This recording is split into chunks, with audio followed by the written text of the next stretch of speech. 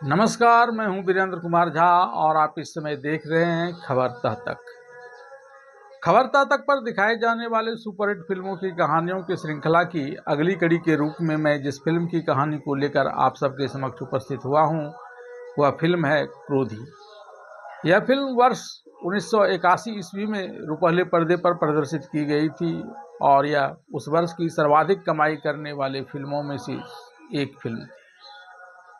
इस फिल्म के निर्देशक थे सुभाष घई और फिल्म में मुख्य किरदार शशि कपूर, धर्मेंद्र, हेमा मालिनी और जीनत अमान ने निभाई थी, जबकि सचिन, रंजीता आदि कलाकारों ने इसमें सहायक कलाकार की भूमिका निभाई थी और इस फिल्म के खलनायक थे अमरीश पुरी और प्रेमनाथ। इस फिल्म में नृत्य और संगीत का बेहतरीन संयोजन किया गया था।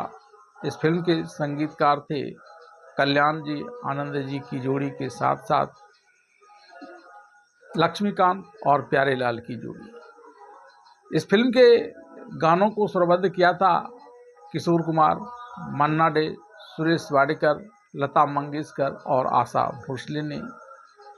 इस फिल्म का गाना फूलमती का गजरा ना पहना हो, ऐसा तो कोई शहर में नहीं, शहर में नहीं, चल चमेली बाग में मेवा खिलाऊंगा, उस वर्ष काफ़ी लोकप्रिय हुआ था। आइए जानते हैं क्या है फिल्म क्रोधी की पूरी कहानी। फिल्म क्रोधी की कहानी की शुरुआत कुछ गुंडों के द्वारा एक चौकीदार के बेटे को गोली मारने के एक दृश्य से होती है। उन गुंडों के डर से उस बच्चे को बचाने के लिए वहां कोई नहीं आता है, लेकिन गोली लगते ही वहां विक्रमजीत सिंह उर्फ विक्की चला आता है और बच्चे को उठाकर अपने अड्डे पर लाकर उसका इलाज करवाता है। विक्रमजीत सिंह उर्फ विक्की के द्वारा ऐसे जोखिम भरा काम करने से उसके यहाँ काम करने वाली एक लड़की नीरा, जिसकी भूमिका जीनत अमान ने निभाई है, उसे ऐसे जोखिम भरे काम करने को लेकर सवाल करती है। तब विक्रमजीत सिंह उसे अपने पूर्व जन्म की जीवन कहानी सुनाने लगता है। वो बताता है कि कैसे अनाथ होने के कारण बचपन में लोग इससे घृणा करते थे, लेकिन यह छुटपन से ही गाड़ी पूछने जैसे छोटे मोटे काम करते हुए भी एक दिन बहुत बड़ा आदमी बनने का ख्वाब देखा करता था। उसे रोज़ कार साफ करता देख उसकी ही एक हम उम्र आरती, जिसकी बड़ा होने पर भूमिका मौसमी चटर्जी ने निभाई है, उससे मिलने आती है और उसे बताती है कि वह कार साफ करके कभी बड़ा आदमी नहीं बन पाएगा। बड़ा आदमी बनने के लिए उसे पढ़ना होगा। फिर वह उसे अपने साथ शंकर बाबा की पाठशाला में लेकर आती है। शंकर बाबा भी उसे बताते हैं कि पढ़ाई के बल पर ही कोई बड़ा बन सकता है और फिर वह छोटे मोटे काम करते हुए भी अपना ज़्यादातर वक्त पढ़ाई में लगाने लगता है। एक दिन जब आरती उससे मिल रही होती है, तभी उसके लालची मामा वहां आ जाते हैं और विक्रमजीत सिंह उर्फ विक्की को भला बुरा कहते हुए मारने पीटने लगते हैं। तभी शंकर बाबा वहां आ जाते हैं और आरती के मामा के पास से विक्रमजीत उर्फ विक्की को लेकर चले आते हैं और उधर आरती का मामा आरती को लेकर चला जाता है। वह आरती को विक्रमजीत सिंह उर्फ विक्की से मिलने से मना करता है, लेकिन इसके बावजूद आरती छुप छुप कर विक्रमजीत सिंह उर्फ विक्की से मिलते रहती है और विक्रमजीत सिंह उर्फ विक्की के बड़ा आदमी बनने पर वह अपना घर बसाने की बात करती है। वह विक्रमजीत सिंह उर्फ विक्की का हौसला कभी टूटने नहीं देती है। स्थानीय स्तर की सारी पढ़ाई पूरी करने के बाद विक्रमजीत सिंह उर्फ विक्की आगे की पढ़ाई करने विदेश चला जाता है। अपनी पढ़ाई पूरी कर वापस आरती के साथ मिलकर अपना घर बसाने का ख्वाब लिए वह स्वदेश वापस आता है। यहाँ वह और आरती अपने मामा से छुप छुप कर मिलते रहे। इस बीच आरती का लालची मामा पैसे के लोभ में उसे कुछ गुंडा टाइप के लोगों के हाथ में बेच देता है। यहाँ जब गुंडा का समूह उसके साथ व्यभिचार करना चाहता है तो यह अपने पेट में एक छुरा घोंप लेती है और वहाँ से भागकर विक्रमजीत सिंह और विक्की के पास चली जाती है। एक बच्चा विक्रमजीत सिंह और विक्की को आरती के वहाँ आने की खबर सुनाता है। यह सुनकर विक्रमजीत सिंह और विक्की दौड़कर वहाँ आता है तो आरती को मरनासन न पाता है।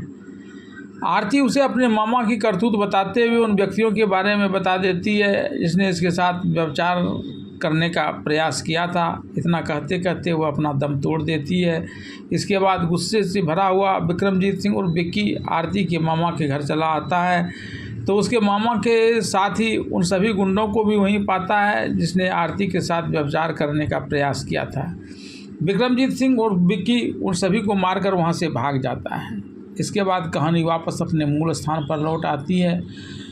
गोली से घायल चौकीदार के बेटे को विक्रमजीत सिंह और विक्की के द्वारा घटनास्थल से उठाकर ले जाने के कुछ दिनों बाद तक भी पुलिस के द्वारा विक्रमजीत सिंह और विक्की के अड्डे का पता नहीं लग पाने से पुलिस पदाधिकारी श्याम गुप्ता, जिसकी भूमिका इफ्तिखार ने निभाई है, पुलिसकर्मी पर काफ़ी गुस्सा करते हैं।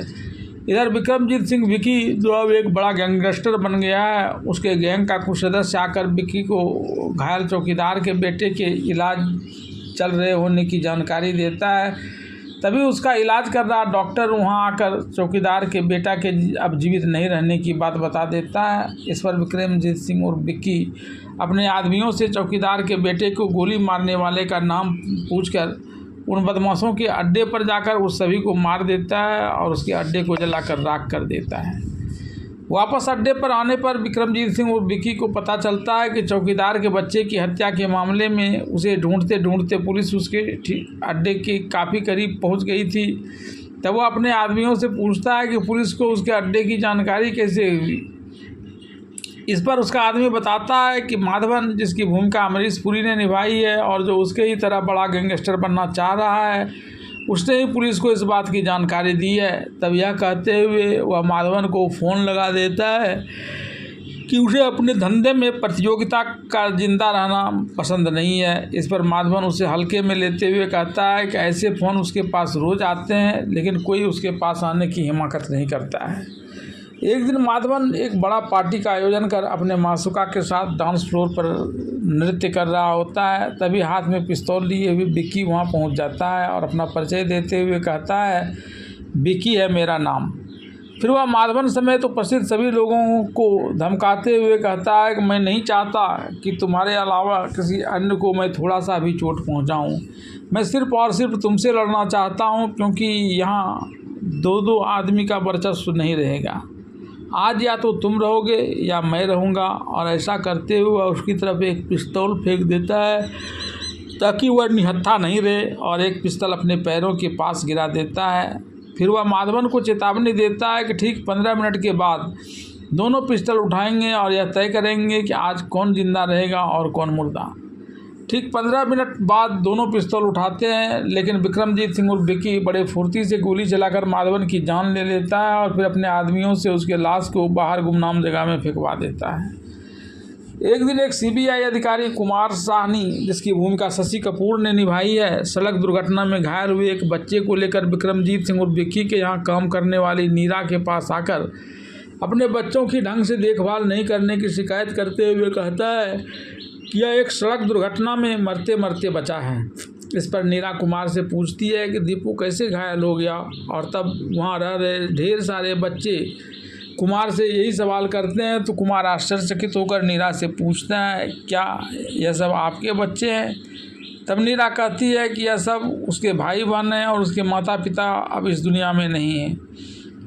यह बात जानकर कुमार नीरा के प्रति आकर्षित होता है, लेकिन कुछ सोचकर वहां से अपने घर चला जाता है, जो नीरा के पड़ोस में ही है। एक दिन जब कुमार की मां उसे बाजार से चीनी लाने के लिए कहती है, तो नीरा का सानिध्य पाने के उद्देश्य से वह अपने पड़ोसी से चीनी उधार लेने की बात कहकर नीरा के पास चला जाता है। यहाँ वह बेझिझक पड़ोसी होने की बात बताते हुए अधिकारपूर्वक उससे चीनी उधार मांगता है।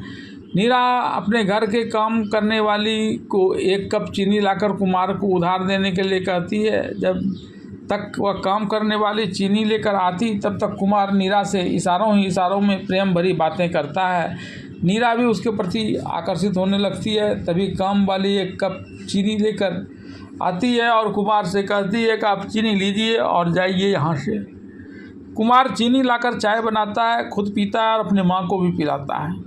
इस दौरान वह पड़ोस में रहने वाली नीरा की प्रशंसा भी करता है। जिस प्रकार कुमार को नीरा से प्यार हुआ है, उसी तरह नीरा भी कुमार से प्यार करने लगी है। कुमार से मिलने का बहाना दिए एक दिन नीरा कुछ क्रोकरी उधार लेने के लिए कुमार के घर आ जाती है। नीरा कुमार की मां को भी भा जाती है और वह नीरा को यह कहकर अपने पास अक्सर बुलाती है कि अकेले रहते हुए जब बोर हो जाती है धीरे धीरे नीरा कुमार का प्यार प्रगाढ़ होने लगता है और दोनों शादी करने की हद तक चले जाते हैं।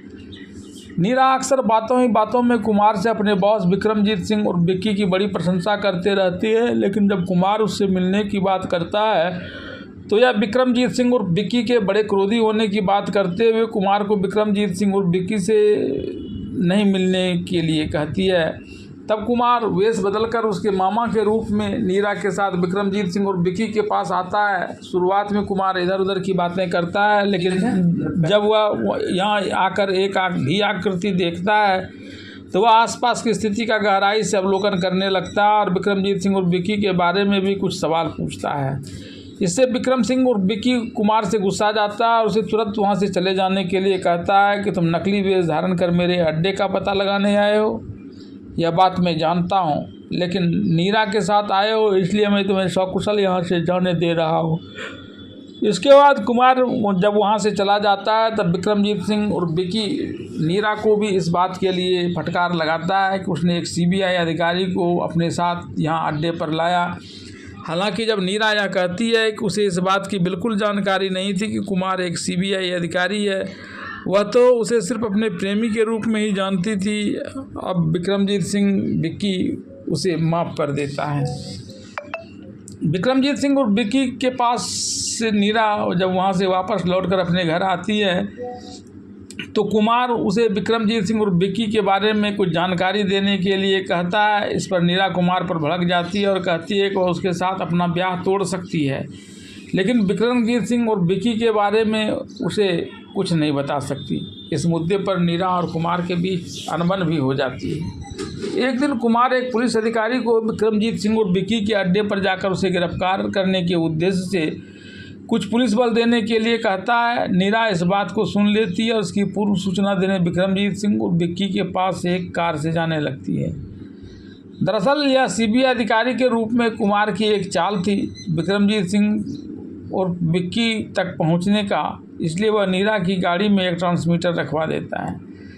नीरा जब विक्रमजीत सिंह और विक्की को सीबीआई अधिकारी कुमार की योजना के बारे में बता रही होती है तो यह सारी जानकारी कुमार के पास रखी ट्रांसमीटर के जरिए पास चली जाती है और वह विक्रमजीत सिंह और विक्की के अड्डे को चारों तरफ से पुलिस से घिरवा देता है और विक्रमजीत सिंह और विक्की को आत्मसमर्पण करने के लिए कहता है। चारों तरफ से पुलिस से घिर जाने के बावजूद विक्रमजीत सिंह और विक्की एक घर के कमरे को तोड़कर वहाँ से नीचे छलांग लगा देता है और पुलिस को चकमा देते हुए रेलवे स्टेशन पर एक रेलगाड़ी में सवार होकर वहाँ से जाने लगता है। विक्रमजीत सिंह और विक्की के कमरे में विक्की के नहीं रहने से पुलिस उसकी तलाश में स्टेशन पर खड़ी रेलगाड़ी में चढ़ जाती है और उसे ढूंढने लगती है। पुलिस को अपनी तरफ आता देख विक्रमजीत सिंह और विक्की ट्रेन की उस बोगी में सफ़र कर रहे साधुओं की टोली में से एक साधु शौचालय करने जाता है उसका पीछा करता है और शौचालय में उसे बंद कर उसका वस्त्र धारण कर साधुओं की टोली में बैठ जाता है, जिससे पुलिस चकमा खा जाती है और उसे बोगी से उतरकर चली जाती है। साधुओं की टोली का मुखिया आचार्य जी है, जिसकी भूमिका प्राण ने निभाई है। यद्यपि आचार्य जी सारे मामले को भांप लेता है, तथापि विक्रमजीत सिंह और विक्की को यहाँ वह कुछ नहीं कहते। आचार्य जी साधुओं की उस मंडली के साथ ट्रेन से उतरकर एक गांव में जाने लगते हैं तो पुलिस से बचने के लिए विक्रमजीत सिंह और विक्की भी साधुओं की उस टोली के साथ हो जाता है। गांव वाले आचार्य जी का बहुत सम्मान देते हैं। इस पर गांव का एक डाकू जागीरा, जिसकी भूमिका प्राण ने निभाई है, उसका बड़ा आतंक रहता है।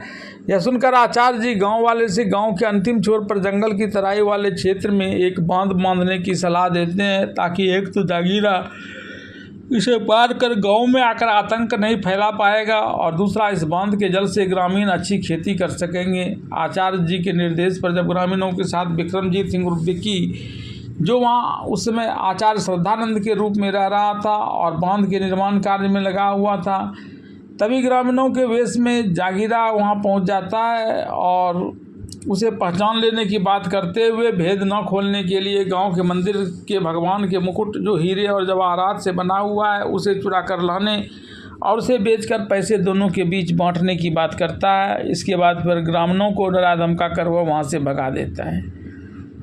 आचार्य श्रद्धानंद के रूप में रह रहा विक्रमजीत सिंह और विकी एक दिन मौका पाकर मंदिर का मुकुट लेकर वहां से भाग जाना चाहता है। तभी आचार्य जी उसके सामने आ जाते हैं और प्रेम भरे अंदाज में उससे कहते हैं कि इतनी जल्दी भी क्या है भगवान के इस मुकुट की चोरी करने की, मैं तो तुम्हें इस मंदिर की पूरी चाबी ही दे देता हूँ।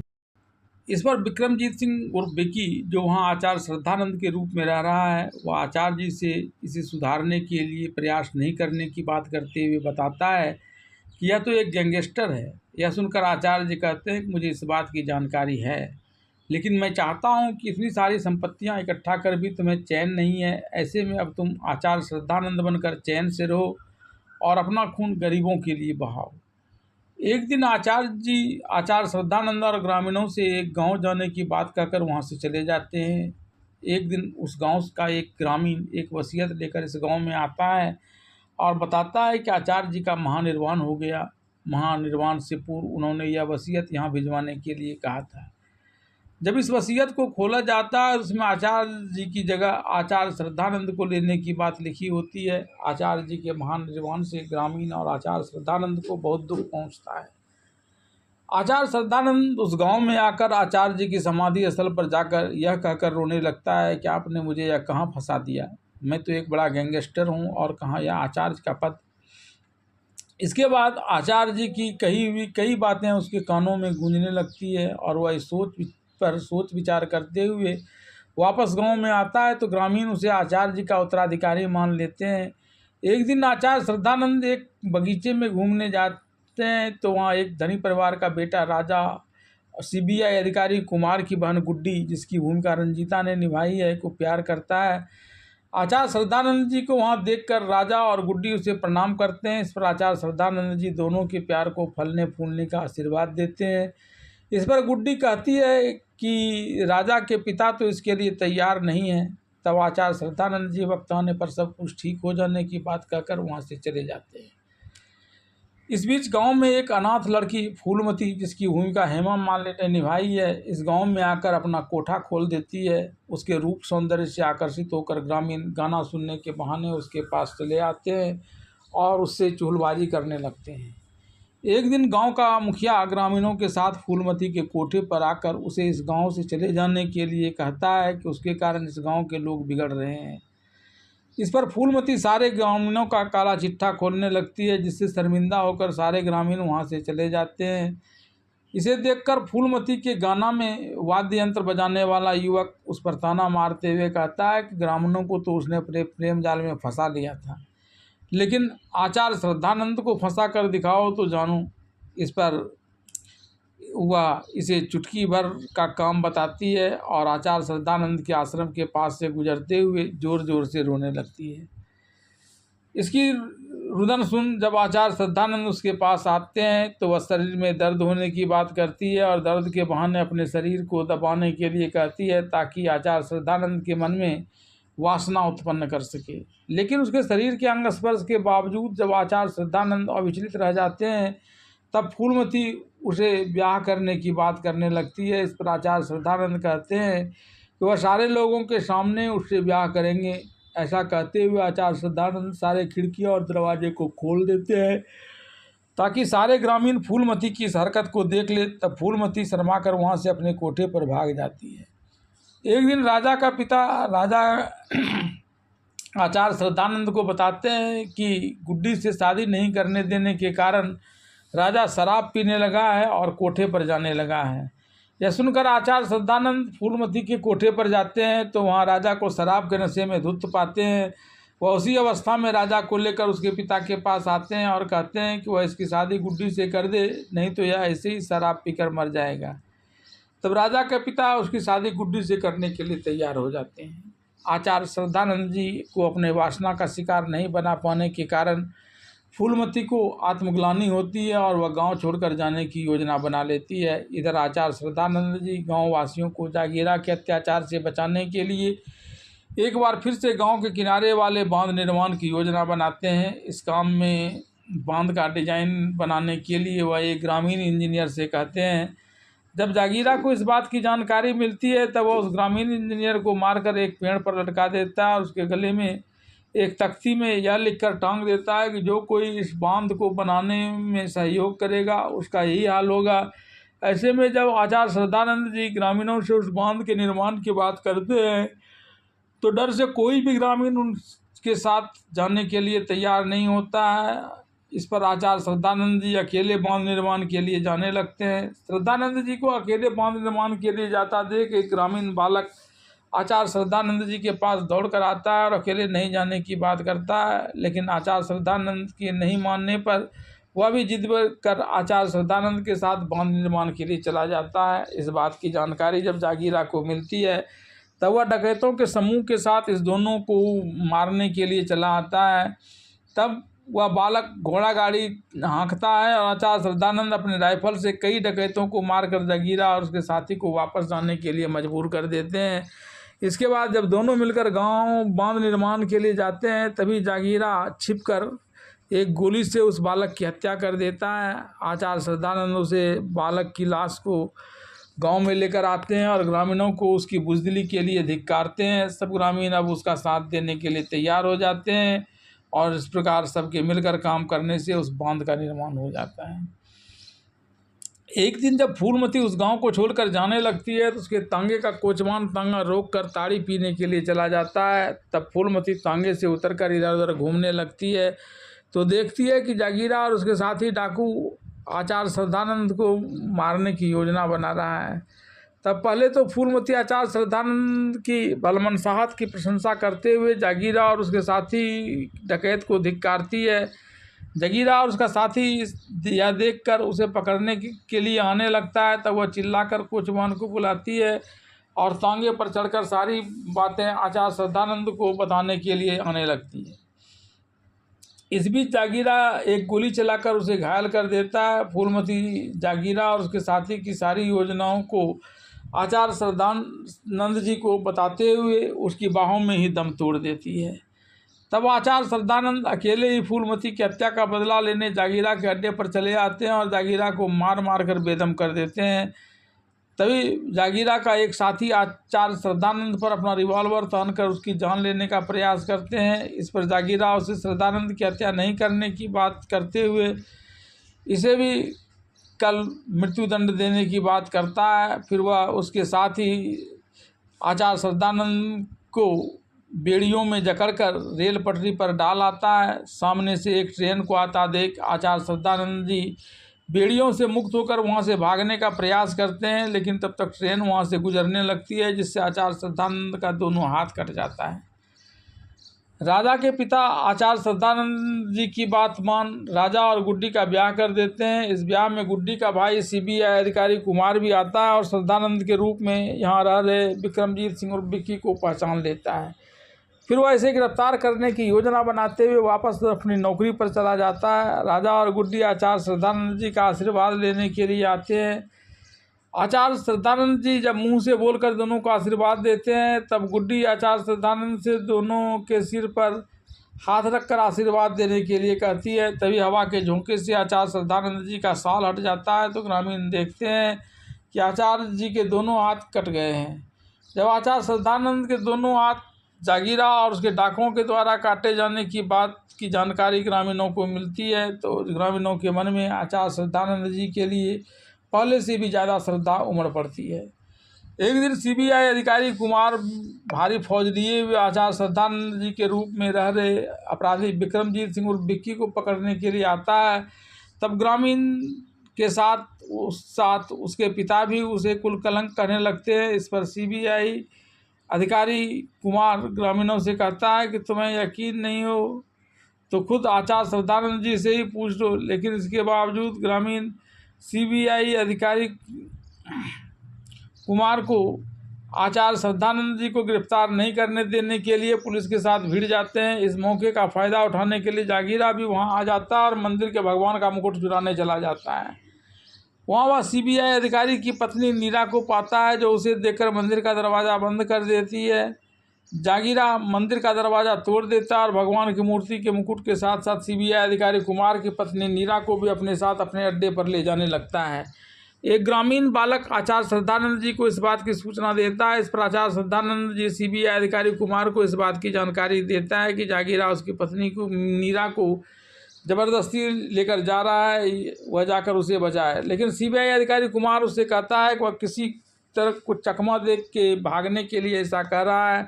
तब आचार्य श्रद्धानंद जी सीबीआई अधिकारी कुमार को जोर से झटका देकर वहाँ से भाग जाता है। अपने पीठ पर एक त्रिशूल बांधकर नीरा को जागीरा और उसके डाकुओं के गिरफ्त से बचाने के लिए चला आता है। यहाँ वह अकेले ही जागीरा और उसके साथी डाकुओं से भिड़ जाता है और मार पीट कर नीरा को बचा लेता है। लेकिन इस काम में उसे एक गोली लग जाती है। गोली लग जाने के बावजूद वह नीरा को सकुशल लाकर कुमार को सुपुर्द कर देता है। तब कुमार अपने पुलिस को भेजकर जागीरा और उसके डाकुओं को गिरफ्तार कर लेता है। वहाँ से वापस आकर सीबीआई अधिकारी कुमार आचार्य श्रद्धानंद, जो असल में गैंगस्टर विक्रमजीत सिंह और विक्की है, वो गिरफ्तार करने लगता है। तब ग्रामीण एक बार फिर से अपने गांव के ही सीबीआई अधिकारी कुमार को ऐसा करने से रोकने के लिए उससे भिड़ जाते हैं। आचार्य श्रद्धानंद जी ग्रामीणों से खुद को एक गैंगस्टर होने की बात बताते हैं और ऐसा करते हुए वे मरणासन्न हो जाते हैं। इस पर सीबीआई अधिकारी का पिता और ग्रामीण सीबीआई अधिकारी कुमार को यह कहते हुए धिक्कारने लगता है कि गाँव वाले और पुलिस में फिर से लड़ाई नहीं हो, इसलिए आचार्य श्रद्धानंद जी ने खुद को गैंगस्टर बता दिया। तब सीबीआई अधिकारी कुमार को भी आत्मग्लानि होने लगती है कि जब यह सुधर गया तो फिर वह नाहक उसे अपराधी मानकर जेल भेजने की जिद क्यों पूरा करने लगा है। आचार्य श्रद्धानंद जी नीरा का हाथ कुमार के हाथ में देकर दोनों के सुखी वैवाहिक जीवन की कामना करते हुए अपना दम तोड़ देते हैं। ग्रामीण आचार्य श्रद्धानंद जी के समाधि स्थल पर जाकर उन्हें विशेष सम्मान देते हैं। इस दृश्य के साथ ही फिल्म क्रोधी की कहानी यहीं समाप्त हो जाती है।